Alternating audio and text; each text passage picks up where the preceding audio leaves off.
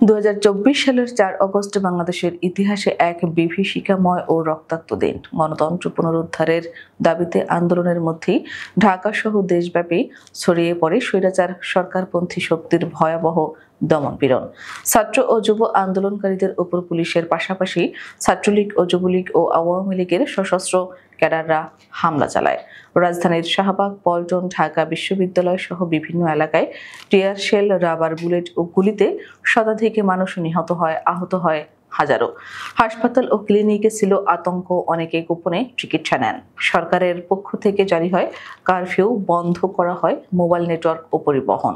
স্বৈরাচারী সরকারের এমন দমন নিপীড়ন আন্তর্জাতিক মহল এটিকে গণহত্যা হিসেবে উল্লেখ করে। জাতিসংঘ সহ মানবাধিকার সংস্থাগুলো উদ্বেগ জানায়। আন্দোলনের নেতারা ঘোষণা দেন 5 আগস্ট থেকেই ঢাকামুখী লং মার্চ শুরু হবে। এই দিনে একদিকে ছিল ভয়াবহ দমন, অন্যদিকে ছিল গণ আন্দোলনের ঐক্য ও প্রতিরোধের অভূতপূর্ব জোয়ার। ইতিহাসে দিনটি চিহ্নিত হচ্ছে গণজাগরণের রক্তাক্ত সূচনা হিসেবে।